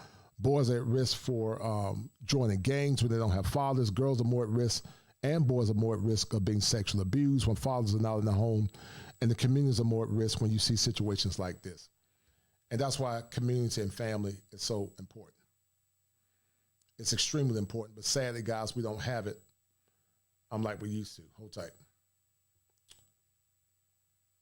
Not have posed a threat to Wakanda, nor the rest of the surface world. Plus, Shuri's main character arc was focused on her coming to terms with his passing, as well as how she personally deals with being a scientist in a society with strong religious values and beliefs. But that's a whole other can of worms that I'm not really going to get into here. The point is that T'Challa, and therefore Chadwick Boseman, is all over this movie. And coming back to that scene on the beach, it very much felt like Shuri burning the funeral garb was also symbolic of the cast and crew celebrating Boseman's life as well. This whole movie was their ritual on the beach, further supported by the credits themselves featuring burning cloth as a backdrop as well, enhancing this potential symbolism.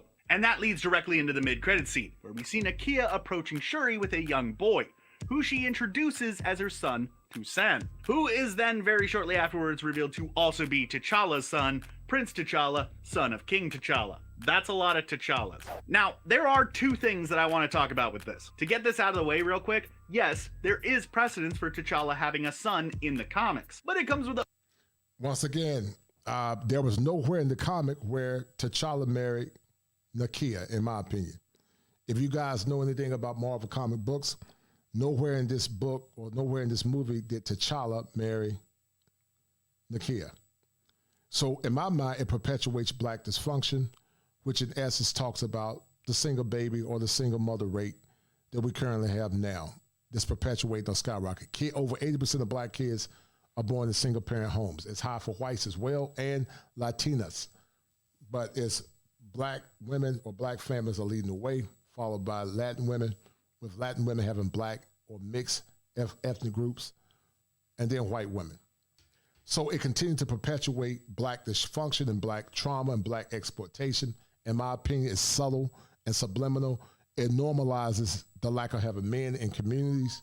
It normalizes the lack of families. And that's why I said, what happens to a queen without a crown? And that's the problem.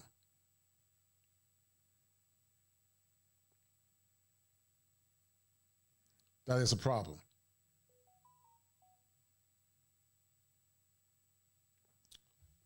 That's a serious problem, in my opinion, guys.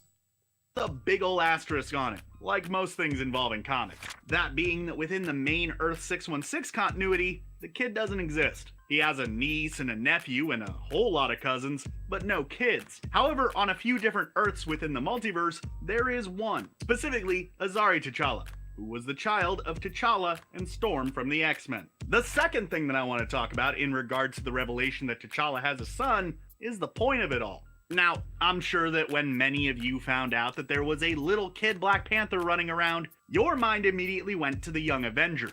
We all know that Disney and Marvel have been not so subtly setting them up for quite a while, so it makes sense that you might think that. But here's the thing though, this kid is only like 6 years old, so unless we're gonna have another time skip, I don't think he's gonna be suiting up in vibranium anytime soon. Plus, if they did do that, then all of the characters that they have already set up for the Young Avengers wouldn't be so young anymore, which would kind of defeat the purpose. Instead, the point of this moment, if I had to wager, is hope. It was another part of the tribute to Chadwick Boseman and the character that he portrayed that so many of us loved. One that instead of being mournful, as so much of the rest of the film had been, was celebratory. Look at Shuri in this moment. For the first time in the entirety of this rather dark and honestly pretty bleak movie, the main character smiles. Like, actually, fully and genuinely smiles.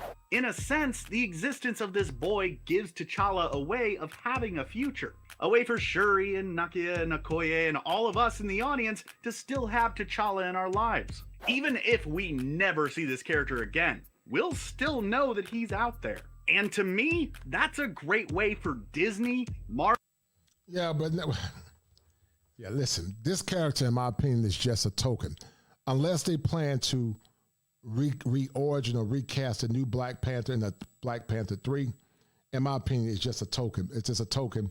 More buttermilk and biscuits, or buttered biscuits, in my opinion. Nothing relevant, something that the current party that you all know what I'm talking about, what it does, it just give Black people tokens, empty hopes and empty promises, sadly. And what happens to a queen without a crown? Nothing. Nothing happens to a queen without a crown. More dysfunction and more chaos, to say the least. Marvel and us to say goodbye with a smile. Hey there everybody, I'm John Aljets. I made this video and I want to know what you think. Have you seen Black Panther Wakanda Forever? What'd you think about it? Be sure to let me know your thoughts down in the comments below, or go ahead and shoot me a response over on Twitter. I'd love to hear from you. Thanks for watching.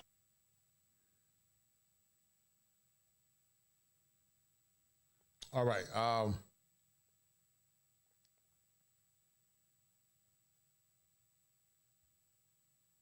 All right, shout out to my man, Marlo, the international mango lover. I appreciate it, brother. He said, the dysfunctional behavior in the community has damaged the community beyond repair at this point. And I totally agree with you 1,000%. It is totally beyond repair, in my opinion. And it's getting worse and worse, guys. Because see, unless God built the house, the labor builds it in vain. It's gotten worse since I've been alive, and they're not trying to change the trajectory of what's going on. Shout out to my man KP for KC5. He said Obama ran on hope. KP for KC5, come on up, man. I'm going to end the stream in a minute. I would love to hear from the people that have actually seen the movie, some of the brothers and the sisters that have seen the movie in this live call-in after show. Let's talk about what you guys have seen. Let's talk about what you guys think. Why is this movie so dysfunctional in your opinion? Why is it so dysfunctional?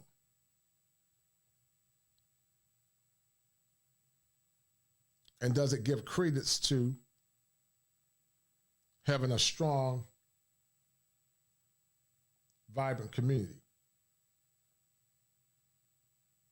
Does it give credence to it?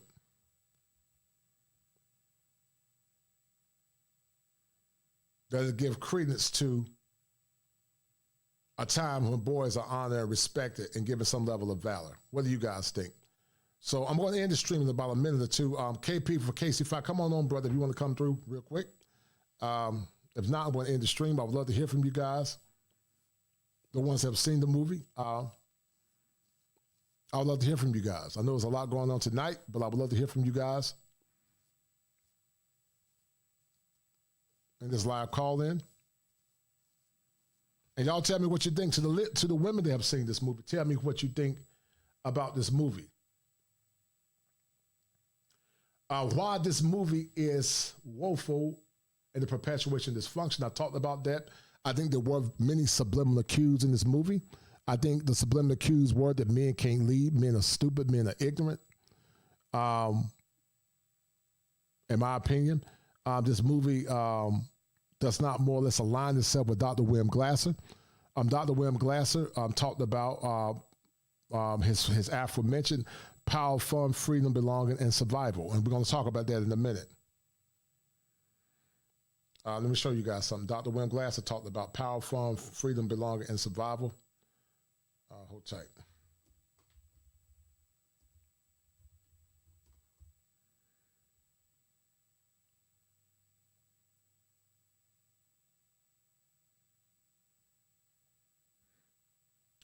So let's ask ourselves the question, does this movie actually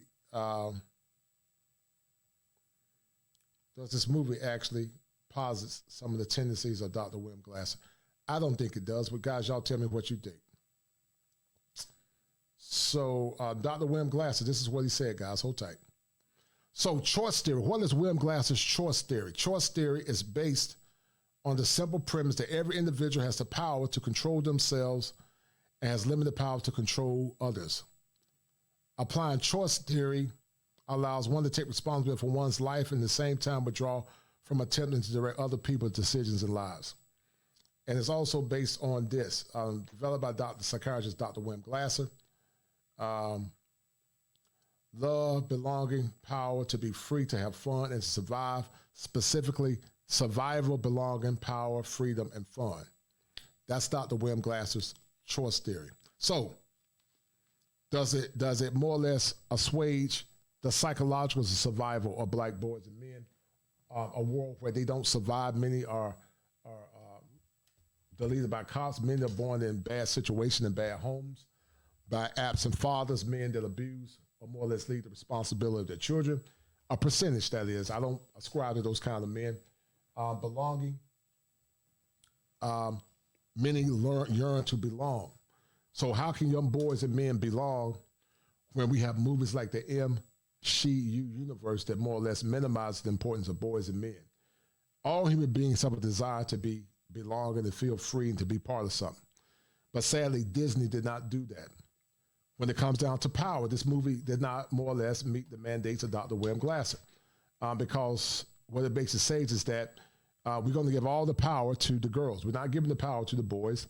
We're not going to make the boys feel competent, loved, and whole. But we're going to give all the power, sadly, to the girls. That's who we're going to get the power to. because that's all you saw in the movie. It was really no male empowerment. Freedom. Freedom means that when men are men, they have the freedom to respond in a masculine way, to speak their mind, to say what they believe in, to give clarity and conviction to what they believe in. That's what freedom is. That's true freedom in its purest sense. But sadly, guys, there was no freedom in this movie. And then also fun. And what does fun say? Fun basically says is that we have a right to have fun and to be free and to enjoy ourselves. But sadly, this movie did not give that to boys. And sadly, it didn't give it to men overall. So it appears that no one's not going to come up and have a conversation about this movie, and that's cool. But guys, thank you for tuning in. I'm about to end this stream. And guys, y'all get y'all some rest. And I'm going to be signing out. Thank you guys again for tuning in. And I'll see y'all in the next one. Be well.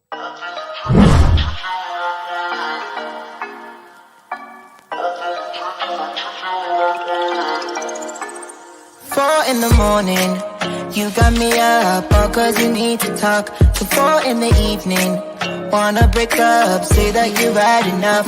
I'm tired of talking, again and again, argue about everything. You are my darling, this kiss and make up, I know you wanna touch. You call me every night, call me every day, I just wanna get you alone now. Trust me when I say